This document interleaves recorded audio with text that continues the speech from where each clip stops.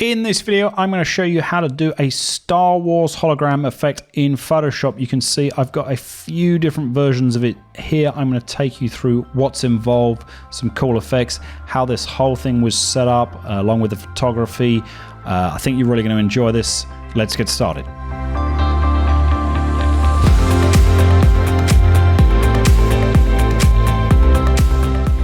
Okay, I'm just going to cover off the photography for this piece very quickly. Very simple setup, just two shots here, one of R2-D2 and one of Princess Leia. Both these pieces by Hot Toys Collectibles. Very simple light setup in both cases. I'm not going to go into that too much for this video. Suffice to say, if you're interested, search on the channel for my lighting masterclass series, and that will give you more info about that. So a few tweaks in Lightroom to both of these. Same sort of thing I normally do with shots, just bringing the highlights down and recovering the shadows, and then pretty much drag these straight into Photoshop. So let's go and have a look at that now. So here they are brought into Photoshop. You can see I've got R2 on the background here. I haven't done anything to him, so I've literally just imported the photo. Haven't extracted him from the background, so whatever was left in the shot I've just left there. And then Leia, who's up here in this folder. I'm going to explain what all this other stuff is in a second. I've just done a simple extraction with just using the quick selection tool here in Photoshop. Nothing special. Pretty rough selection because it doesn't really matter for doing a hologram effect. And so this is pretty much my starting point. Now, having got those two in place, I'm going to just show you a few of the layers here, a few of the effects that I've put on this piece, so we can kind of get to the finished treatment in terms of color grading and a few other bits. Then we can concentrate on the hologram bit, and you'll see how that sort of starts to come into effect with those other bits in place. This is typically the way I work. I like to get things like color grading and other effects like dust, lens flares, and so forth in place early, because then you can see what the final shot's going to look somewhat like while you're working on a more complex, time-consuming effect like a hologram. So, starting from the top, got a little color grade here. So, a few different things in this. Got a LUT color lookup, and then on top of that, a little hue saturation tweak, just pushing a little bit more teal into the shadows there, and then finally a gradient fill. So you can see this is kind of a purple gradient that comes from the bottom and goes up to the top. That's all going to look a lot better when you see the finished piece. But that's my grade on top. I'll turn that on and off. Below that, I've got this lens noise picture. So this is a picture I picked up off of unsplash.com.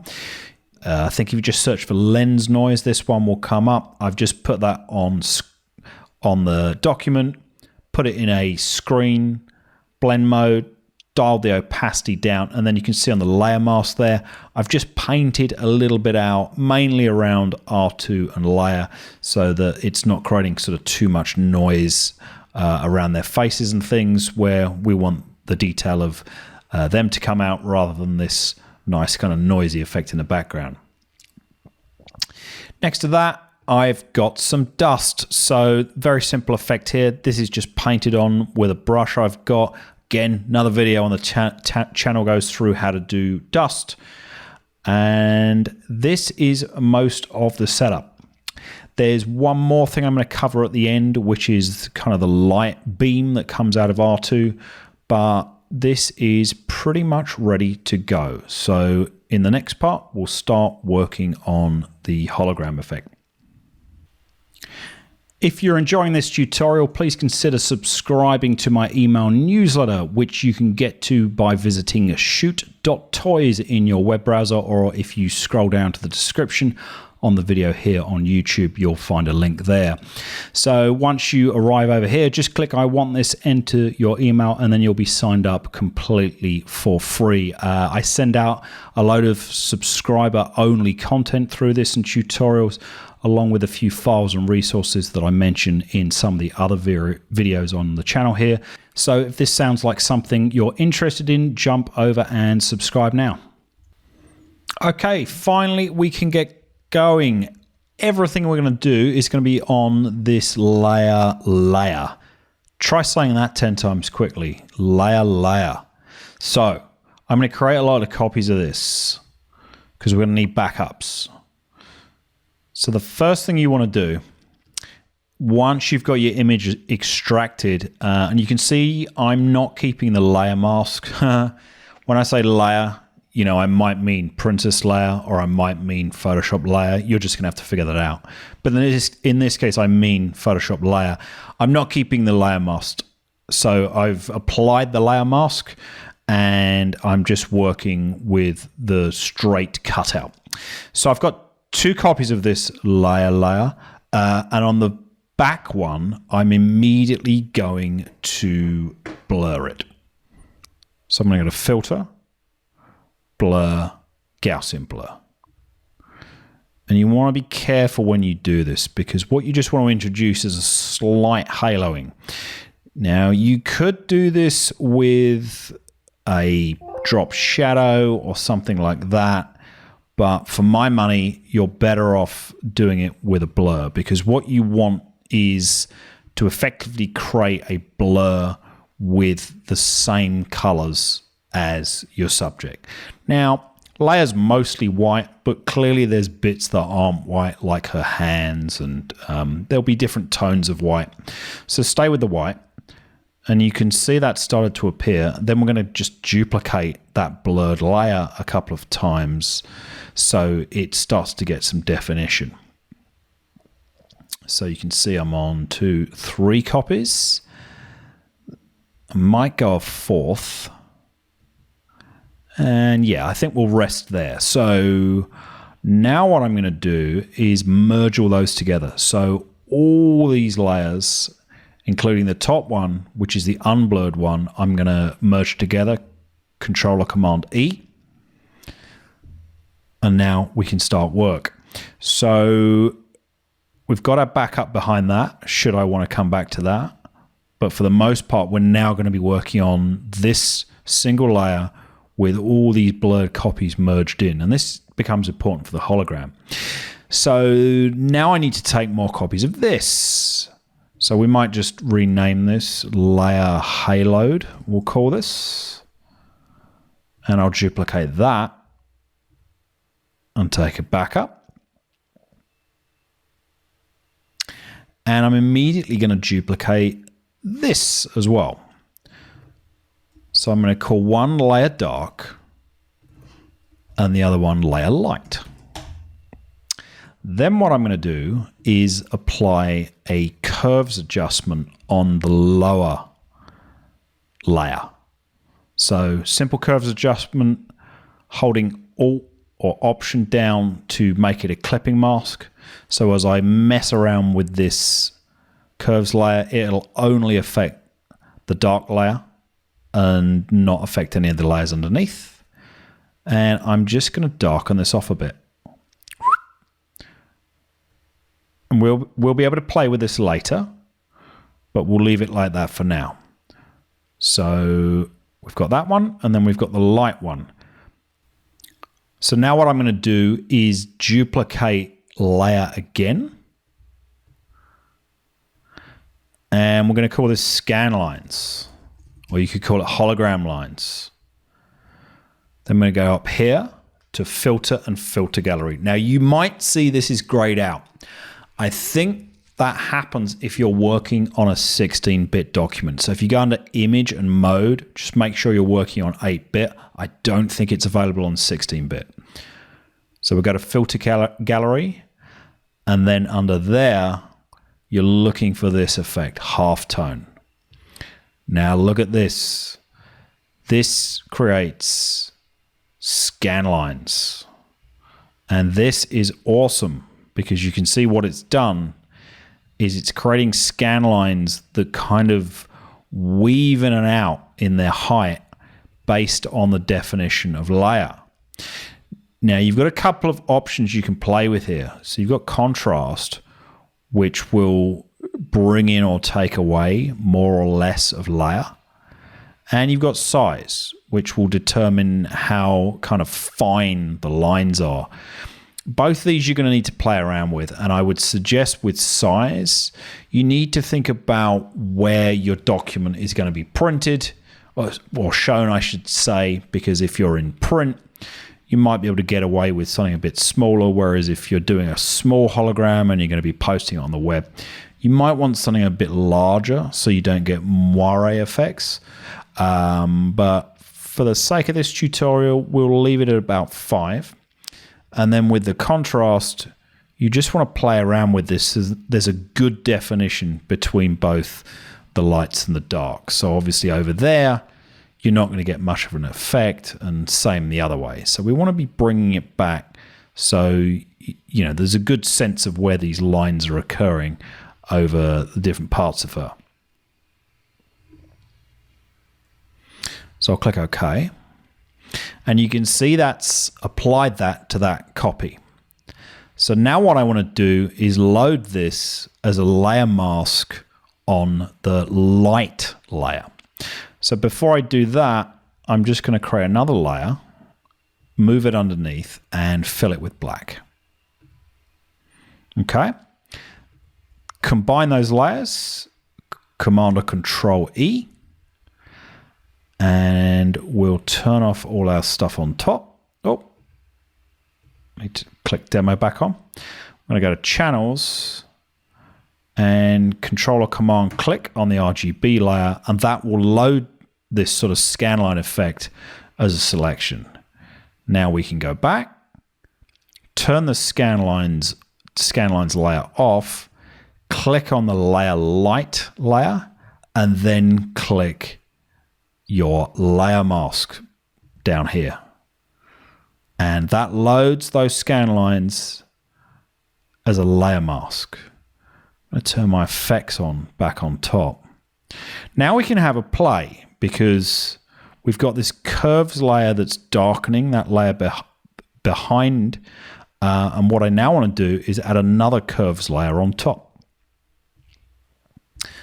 Again, I'm going to make this a clipping mask. So just holding down Alt or Option and clicking in between the curves layer and the light layer. And then with this, I can do the opposite of the dark. So where the dark, we dip into the shadows. This one we're going to drag up. And you can see that creates much, much more contrast between this layer and the one behind. I'll just zoom in so you can see the effect a bit better. So it's pretty much these 4 layers we're talking about.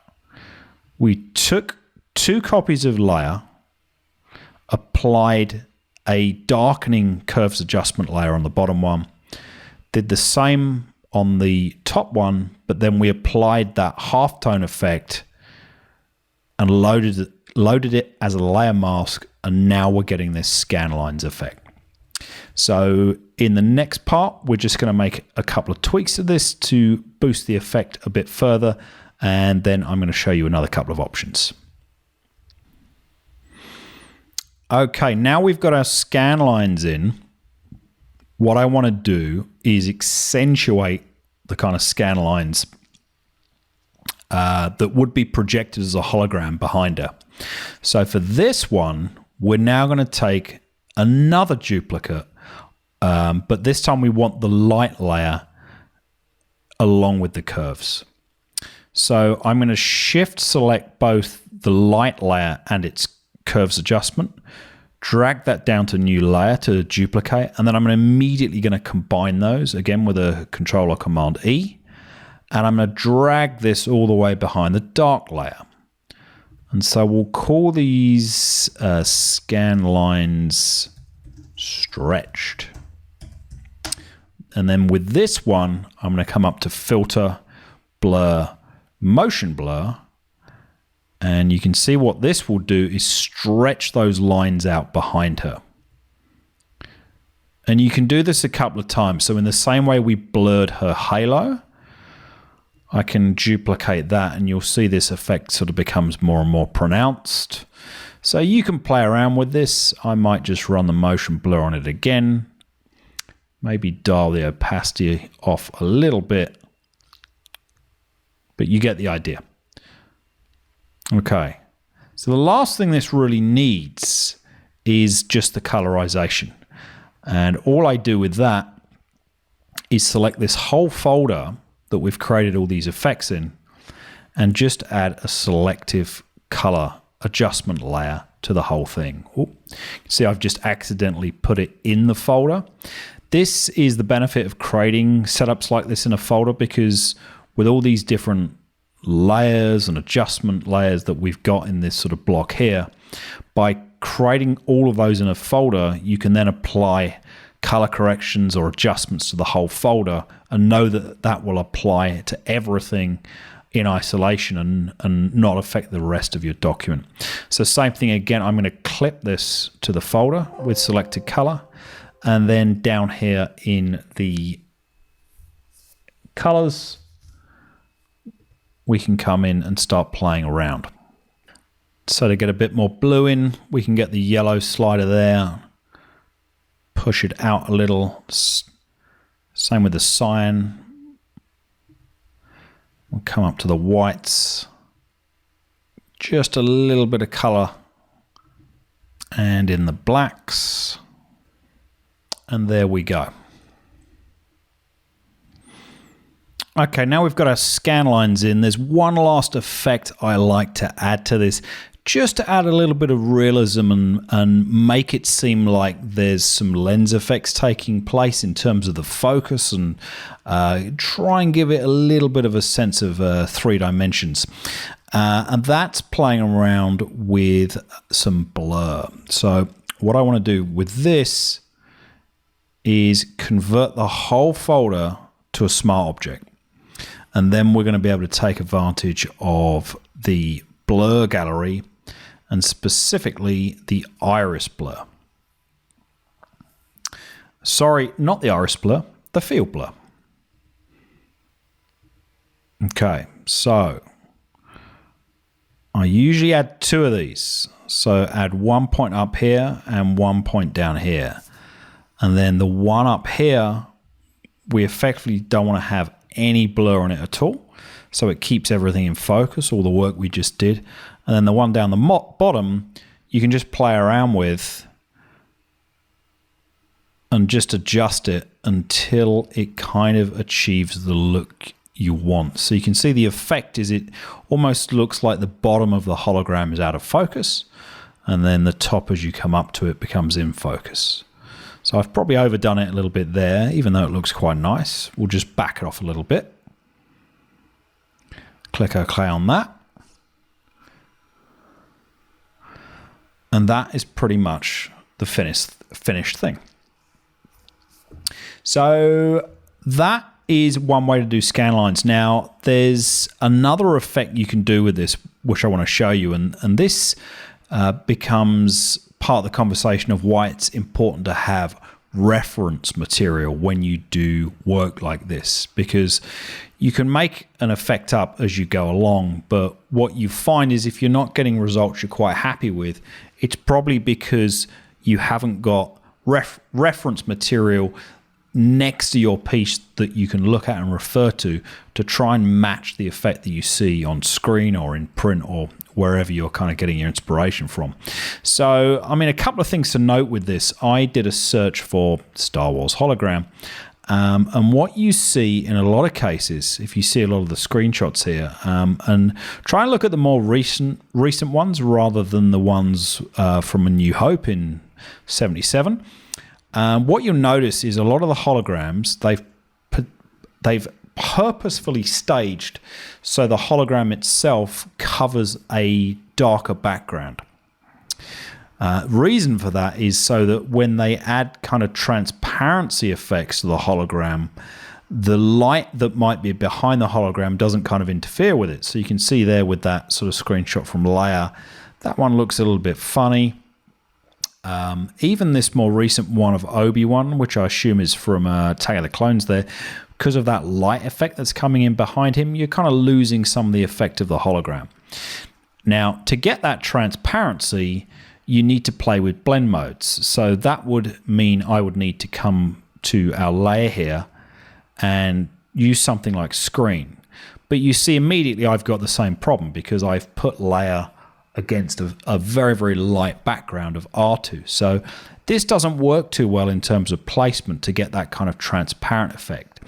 Now, there's a couple of ways you can deal with this. And the most easy one is to duplicate your layer again of the kind of base layer effect that we started off with, and then just apply a darkening to that.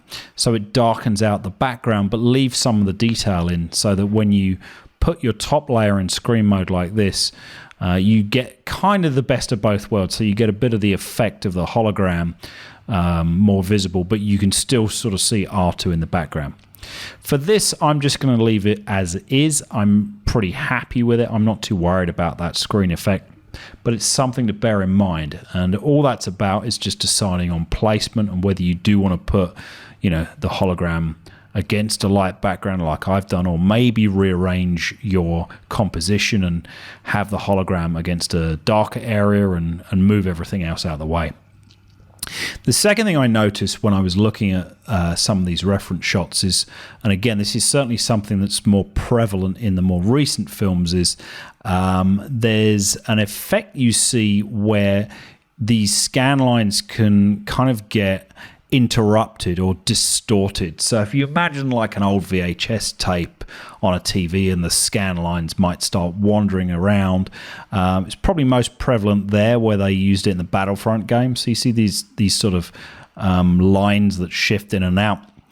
That kind of thing's relatively easy to do in something like After Effects, less easy to do in Photoshop, but I kind of figured out a way to get close to it, which is relatively easy. So I'm going to show you that in one of my previous attempts on this, which you can see in this folder here, attempt 3. So I'm going to turn this one on and just take you through what I did with this one.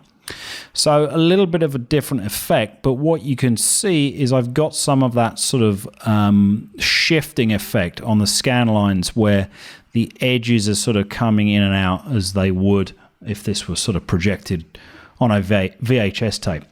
So pretty similar to how I did the demo you saw earlier, but with this one, rather than using that halftone filter effect on the layer of Leia herself, I did it on a 50% gray layer. So if you do it on a 50% gray layer, then you just get a very, very pure set of white and black lines. What I then did was cut those out into 3 sets. So effectively I counted down each of the lines, 1, 2, 3, and separated those. So you can see if I turn layer 1 on, then layer 2 on, then layer 3 on, I've got every third line kind of separated on a different line. Then what I did with those is use those as the layer masks for the scan lines, but I actually did it on 3 separate copies. So you can see here, whereas in the first sort of example earlier, I just had the one version of the light curves adjustment. In this case, I've actually got 3. So there's 3 copies of those light curves adjustment layers, and I've loaded those 3 scanline layers as layer masks on all 3. And then what I've done with a couple of them is literally just get my cursor and move the layers back and forth. And you can see what that does is just offset a couple of these effects a little bit to create that sort of staggered scanline effect. So you don't want to overdo it like I've just done there. We want to still see Leia's face in this instance, but that's a kind of cheap and dirty way I figured out how to do it in Photoshop without having to jump in something like After Effects and program an effect like that in.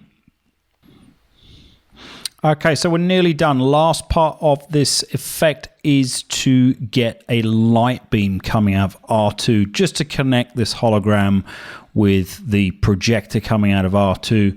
So very, very simple setup for this. First thing I've got is a layer where I've just got a simple soft brush painted in a little dab of white light on his projector there.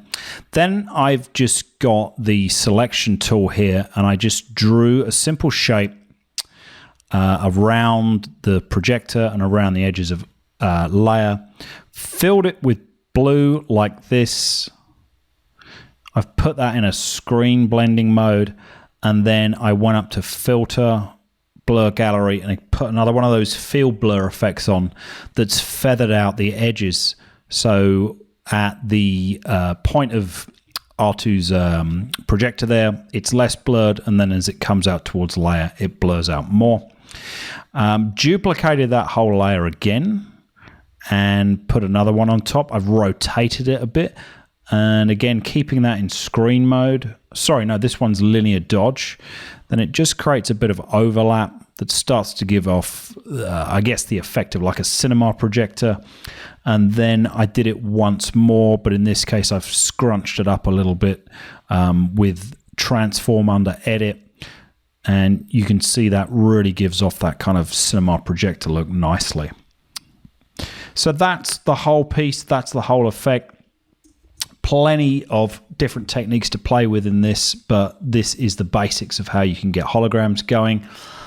So I hope you found this tutorial useful. I'd love to see what you guys do. So by all means, leave me a link below to your work. And if you've got any questions over what you've seen today, please let me know in the comments below. I always make sure I try and respond to every comment I get here on the channel.